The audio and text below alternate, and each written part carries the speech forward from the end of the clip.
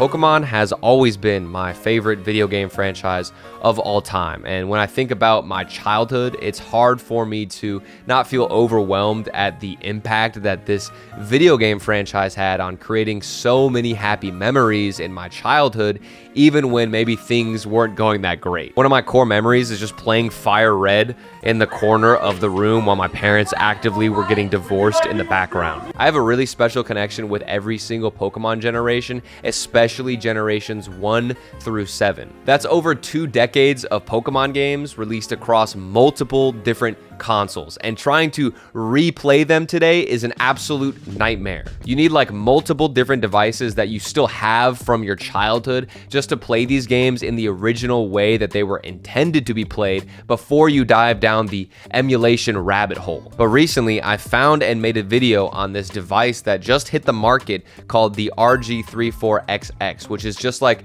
a perfect modern rendition of a Game Boy Advance. So you can see clearly how this would be a great solution to play a lot of awesome Pokemon games. In that video, I claimed that this was the ultimate Pokemon handheld, and let's just say that a lot of people disagreed with me.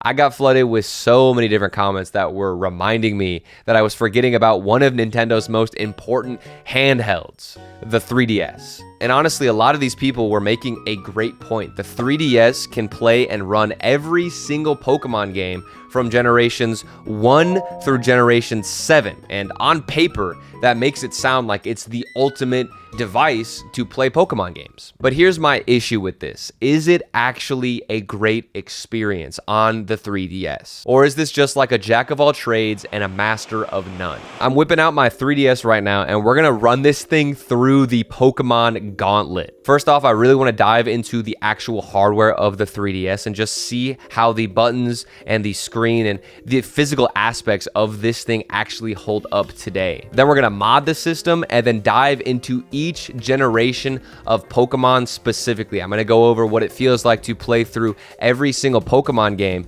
and then we're gonna compare it to the original hardware and see how the 3DS truly stacks up against it. And then finally, we'll conclude and talk a little bit about what's actually on the market today and if it can compete with other handhelds that got released even this year. So it's really time to see if the 3DS truly deserves to wear the crown of all Pokemon games.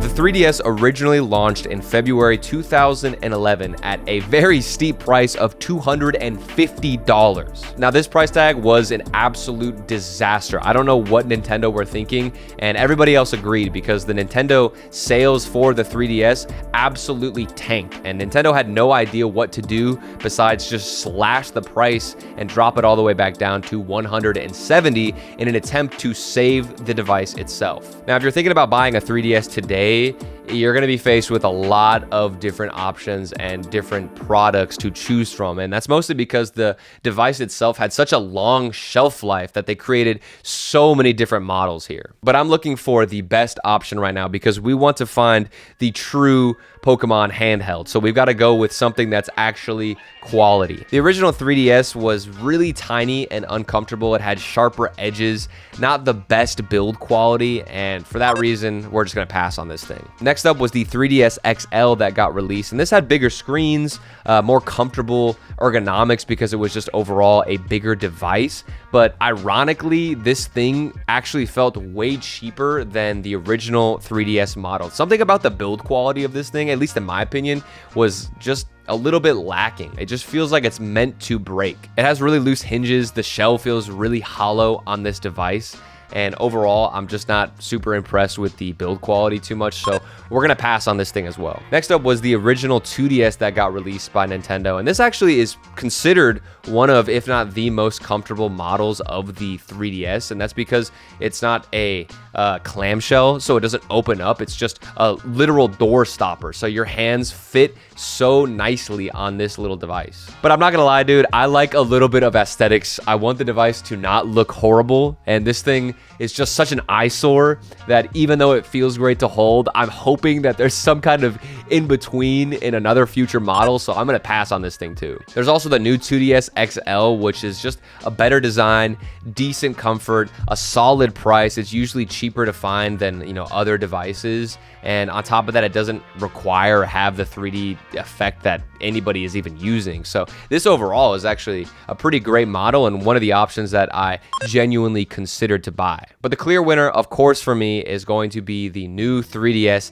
XL. I think if you ask most people, including myself, this is the model that has the best build quality, the sleekest look. It's got great button placements and ergonomics, and overall just feels like the definitive 3DS model. As somebody who's owned the original 3DS XL and then thought about getting the new 3DS XL, I thought it would be like a stupid upgrade because it'd probably feel the same, but I was actually pretty off the mark because this device is a huge upgrade and something that does feel like it's way more quality, and it's built to survive, you know, actually being used, and the build quality should hopefully match the price tag of what you're paying for this thing. Buying 3DSs nowadays is an absolute mess. The prices just keep skyrocketing and it's really annoying, but I would recommend that you just buy a Japanese model on eBay if you can find one for a cheaper price. There's a lot of great sellers on eBay, but even now the prices just keep going up and up, and hopefully this video doesn't like encourage more people to just like jack up the prices, but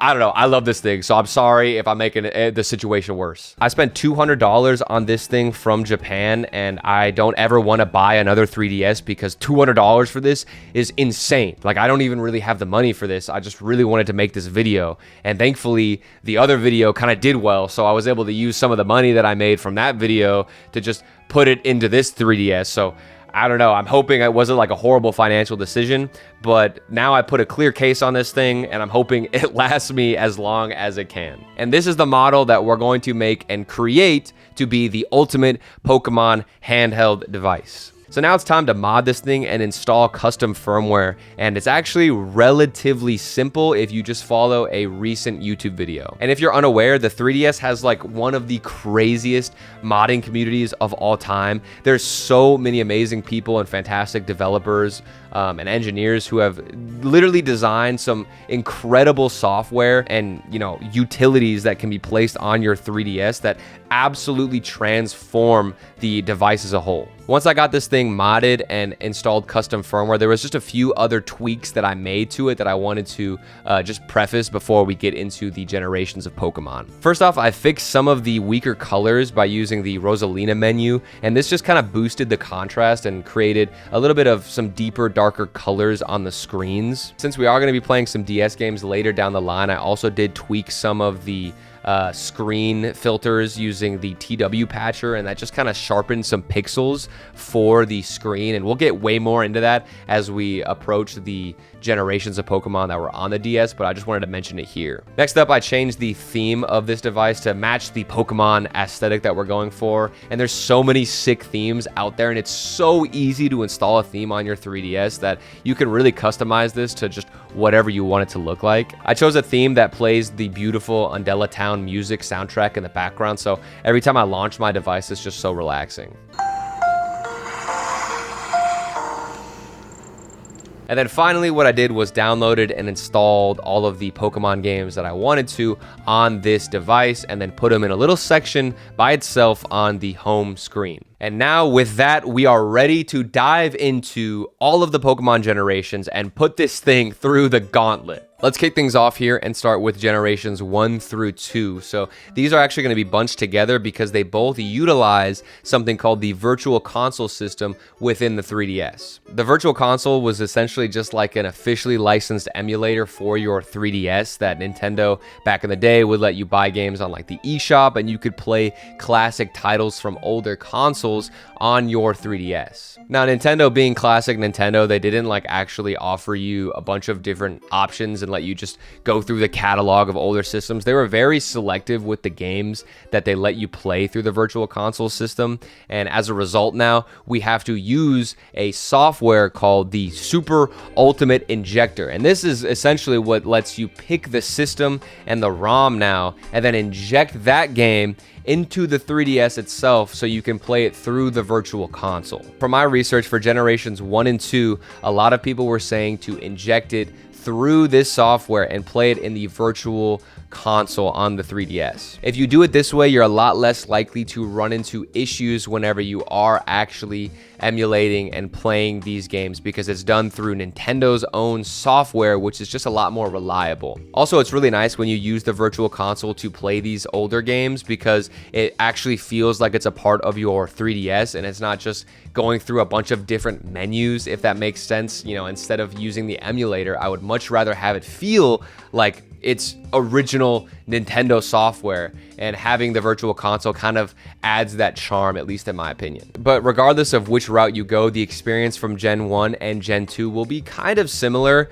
and that just gives you, you know, this is what it looks like. It's a little bit stretched out from the Game Boy and Game Boy Color games. If you compare this to the original hardware like the Game Boy Color, you're not gonna obviously get a backlit screen, but the pixels will be way crispier, and this is a very common theme that I want you to prepare yourself for, because this is gonna happen a lot on the 3DS. Because the resolution isn't, you know, a perfect upscale from the Game Boy or Game Boy Color resolution, that's what results in a lot of these blurrier and more washed out pixels. So for some people, it doesn't bother them at all, but for me, it's not the best experience. But overall, I can say that this is decent and you can still play the games. But you do get save states through the Virtual Console for Generations 1 and Generations 2, which is really cool. So you can just immediately boot back into whatever you were playing or wherever you were at in your Pokemon game.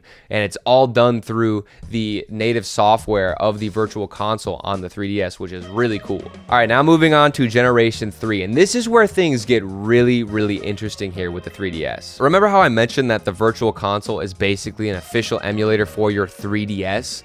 That's true for most older systems except for the GBA. Here's where it gets really cool. When you inject GBA games into the 3DS's Virtual Console, you're not technically emulating them like you would with, say, you know, Game Boy or an NES title. Instead, the 3DS boots into a special mode called the GBA mode. From my understanding, in this mode, the 3DS's CPU basically like reconfigures itself to run like a real Game Boy Advance. So it's not just software pretending to be GBA, it's the hardware acting like one. And honestly, GBA looks and feels pretty great on this device. Maybe it's just me like knowing that it's closer to natively playing the games itself, but overall, I was pretty happy with how the GBA games looked for it. I'd say the biggest downside, though, of playing GBA on the 3DS with the Virtual Console is just that you don't actually get access to the save states that you got for Generations 1 and Generations 2. You also don't get any fast forwarding. There is options to play this on the emulator software like MGBA, but from my understanding, those are a little bit more unstable, and they can also result in some audio glitches here and there. It's not the perfect experience, but when you play it through the Virtual Console, you are likelier to have a steady and stable, you know, experience. It's really interesting whenever you're playing these games, because if you want to go to the home menu, you can't just simply go to the home menu like you would in Generations 1 and Generations 2 on the Virtual Console. Instead, what this does is it has to like reboot the 3DS, and it goes back into the normal 3DS mode, which just again confirms that there's something going on with the hardware level that's allowing you to play the GBA games. But similar to the other Pokemon games on the 3DS, we're just running into the same issue with the resolution and the scaling. So it does actually get pretty blurry as you stretch it to the size of the 3DS. And I know that there's somebody in the comments who's probably typing this out already, that you can actually play in the original resolution, which will save your pixels. So if you want to launch this on maybe like an emulator software, you can do that, and it will maintain the original aspect ratio and the size on your 3DS. But I don't know what psychopath is going to play looking like this. So the main option that you have is to just stretch out the pixels yet again and deal with a blurry image, which, Even though it's really cool that this is running almost natively, it just bugs me. All right, now we can move on to the heavy hitters, which are Generation 4 and Generation 5. So these are probably, I'd say, the most popular Pokemon generations that people would most likely play on a 3DS. And that's obviously because these are the same ones that were played on the original DS. So when you think of playing Pokemon on a DS, you just naturally assume that it's just going to be upgraded on a 3DS. But we're going to find out that that's kind of the case and also kind of not the case. It's just another weird mixed bag here. DS games are generally considered to be fantastic on the 3DS, and that's because it has backwards compatibility. So this beautiful device can not only be your 3DS, but it could also be your dedicated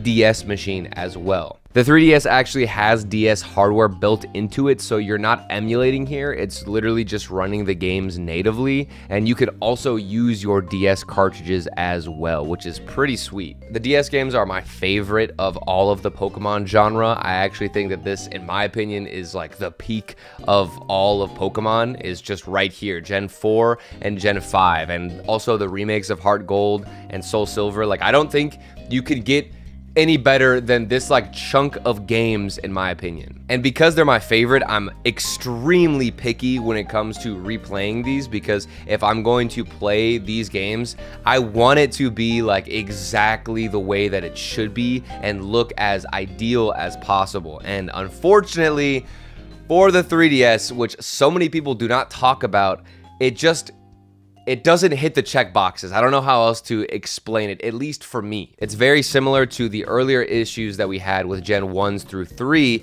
It just gets kind of blown out and the resolution looks really off. And I find that it annoys me even more here with the DS games. I'm not really sure why. I think it's because maybe the pixel art and the sprites and just the way that the DS games look is a little bit of a level above that of like the GBA, in my opinion. So I think I notice it even more because I want it to look as good as I remember, especially with how great I think that these games originally did look, and it's just not hitting that level of expectation. I hope that it comes out in the camera what it really does look like, and I'm gonna go ahead and throw up so many comparisons for you to make your own judgment on whether or not the 3DS version of the DS games is good enough for you. But for me, it just bugs me too much. Like, I would rather just not even play the games.